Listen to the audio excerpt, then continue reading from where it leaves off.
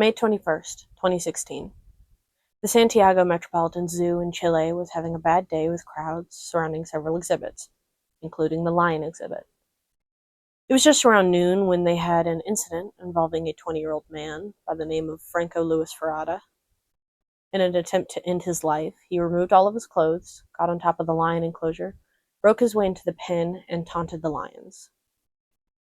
As expected, the wild animals attacked and began to maul the man before 2 of the lions were shot and killed. The zoo officials later stated that this action was regrettable, but they had to fall back on their security protocols due to a lack of fast-acting tranquilizers. This was only a week before the infamous Harambe incident at the Cincinnati Zoo in Texas. The silverback gorilla was shot and killed after a 3-year-old boy crawled and fell into the exhibit.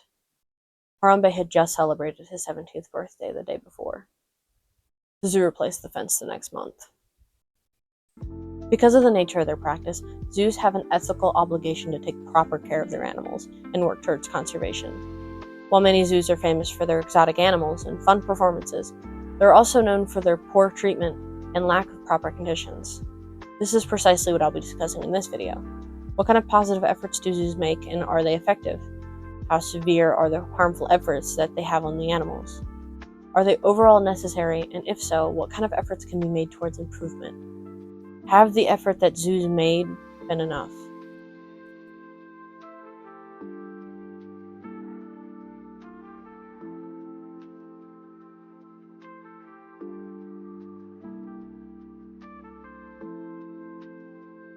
Throughout the development of zoos, there have been countless concerns and issues that have been brought to light when it comes to the avoidable mistreatment of animals. Many zoos exhibit exotic animals without having the proper care capabilities and display animals that don't do well in captivity. Elephants, wolves, big cats, dolphins, chimpanzees. These are just a few that you see at most zoos across the world, and while these are the usual buzz animals, they simply aren't built to live in the limitations that zoos inevitably face. There are many that have extended their enclosures and made them more naturalistic, but at some point the unhealthy conditions become unavoidable. The very nature of zoos doesn't allow them to provide the necessary space, environment, and proper social interaction that most popular species need. This, coupled with all of the social interaction that the animals are constantly surrounded by, just makes some species impossible to ethically display. There have been many examples of zoos making the tough decision to just say no to some species. In 2005, the Detroit Zoo made the choice to transfer their elephants, Winky and Wanda, to the Performing Animal Welfare Society's sanctuary in California. As stated on their very website, as time passed and despite our best efforts, we saw the unfortunate results of them living in an unnatural physical and social environment. Species like elephants pretty much spend their days traveling and socializing, so they need open space for their proper behavior. This is especially true for aquatic species like dolphins, sharks, whales, and sea turtles, who naturally live in an extremely large and open environment. So permanent captivity is a no-go. This self-regulation needs to be advocated and encouraged by the general public if heavier restrictions on which species are allowed to be exhibited aren't put in place. There of course will be the zoos that can't be fixed and need to be shut down. Most of these zoos are overall poorly maintained and have detrimental conditions. The animals are constantly mistreated, and they lack any impact or even effort towards conservation. Most of these types of zoos are roadside zoos that lack any real regulation, or zoos that aren't approved by the AZA, which I'll get into later. They have animals isolated in chain-link fences with no effort towards creating a naturalistic habitat. Without proper conditions, these animals become lonely, depressed, lethargic, and some even die. One example of this would be the South Lake Safari Zoo that has been permanently closed at the end of 2024 after over 500 avoidable animal deaths during 2013 to 2017. Several animals died from hypothermia, inadequate facilities, electrocution, being stuck and succumbing to starvation, being mauled, euthanasia, and lack of medical care. A zoo inspector had said they had found significant problems caused by overcrowding, poor hygiene, poor nutrition, lack of suitable animal husbandry, and a lack of any sort of developed veterinary care. There was even an occasion which involved a tiger mauling a zookeeper to death after a habitat malfunction. A majority of the deaths could have been prevented if the zoo was properly regulated. The unethical conditions that the animals were living in would have been noticed, and the zoo would have either had to reevaluate their practices, or they would have been shut down much earlier. The deaths of those animals were entirely preventable. This brings the problem of relocation to light, which can be extremely stressful for the animals, and it's usually pretty risky, but it would be necessary After certain habitats or entire zoos are shut down, where are the animals supposed to go? They obviously can't be released straight into nature after living in poor zoo conditions for a good portion of or their entire lives. The best solution here is relocating these animals to protected sanctuaries. They can provide the space, sociability, and enrichment that the animals need while still being monitored and taken care of by humans if they're in rehabilitation or simply lack the skills needed to survive in the wild. It provides the safety that zoos offer without fully releasing them to the outside, where they would most likely die. Sending these animals away doesn't mean that people can no longer see, admire, and learn about them. Sanctuaries can still be open to the public to collect funding and spread education. Despite what their shareholders might think, people will still go to zoos if they aren't filled to the brim with big exotic animals. These situations can almost entirely be avoidable if stricter regulations are put in place through the international, federal, state, and local laws. Aside from that, there are associations like the Association of Zoos and Aquariums, or the AZA, which I briefly mentioned earlier. The AZA works to accredit zoos and aquariums globally to ensure proper treatment and conditions for the animals. They also make great strides in the conservation work that zoos do, but we'll get to that in a sec. Over 250 zoos, aquariums, and related facilities around the world are accredited by the AZA, which includes the Hattiesburg Zoo. But it's estimated that there are around 10,000 zoos and aquariums around the globe. Although it only accounts for a fraction of the world's zoos, the AZA has accreditation occurring every 5 years to ensure that the zoos under their observation hold a consistent standard. This is the exact type of regulation that needs to be necessary for zoos to even be allowed to operate. Their standards need to be stricter and more rigorous. Although it would mean less overall revenue, it's the ethical responsibility of zoos and regulation associations to uphold the proper standards and to be shut down if the conditions aren't properly met.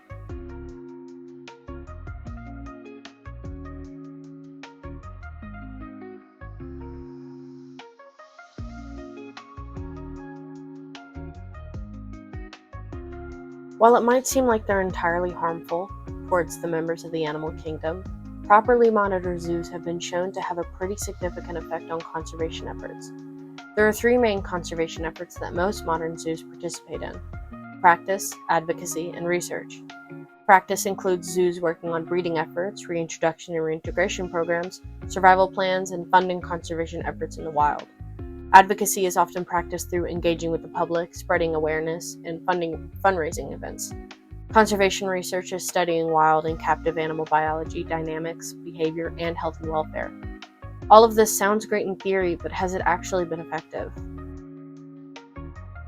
Zoos under the AZA are constantly working on different conservation projects, ranging from gorilla conservation efforts in Rwanda to supporting STEM programs in schools to train the next generation of conservation ecologists. Every year, the AZA publishes a comprehensive report detailing the impact of their accredited facilities from all around the world.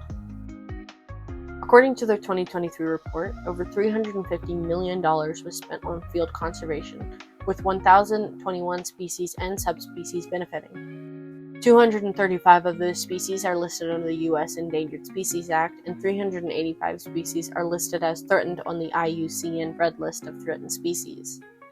There are projects in 125 countries, with around half occurring in the US and the other half outside of the States. And when looking at their educational efforts, over 3,780 educational programs were reported that reached almost 400 million individuals, covering topics such as connecting to nature, habitat loss, human-wildlife coexistence, sustainable living, and climate change. There were also around 31,531 reported volunteers that contributed almost 3 million service hours in support of the accredited facilities. This report covers more topics like sustainable business practices and mission-focused research with more in-depth detail. I won't be covering all of the information listed, so if you want to see the full impacts, you can find a link to their website in the description. There's a clear positive impact that zoos have made globally, but this is only looking at a fraction of them. It's much harder to know the impact of zoos that aren't reporting to associations like the AZA on the conservation efforts that they're making, if they're making any at all.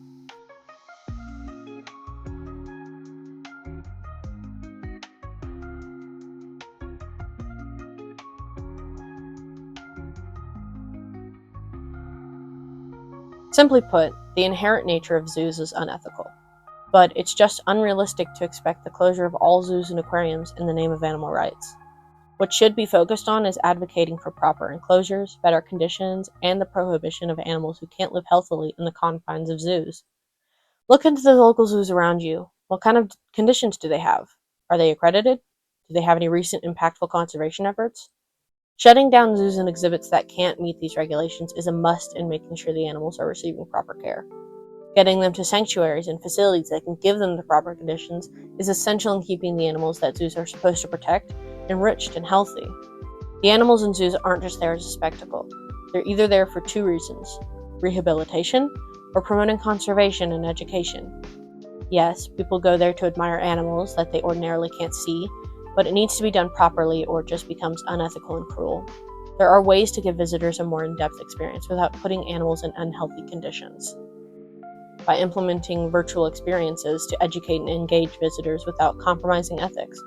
Examples of this range from simulations and virtual reality to 4D theaters and Science on a Sphere, which is a room-sized sphere that displays projections. Zoos can only justifiably exist when they're meeting the ethical requirements of making lasting impacts on the conservation and preservation of animals. As environmental philosophy professor Joseph Coulart states, the modern zoo can only achieve its conservation mission if it finds a morally acceptable balance between animal welfare concerns and species conservation commitments. We've already worked so hard to make great strides in animal conservation and creating better conditions for zoo animals. We just need to keep advocating for higher standards, not only for the health of our animals and environment, but for the education of future generations.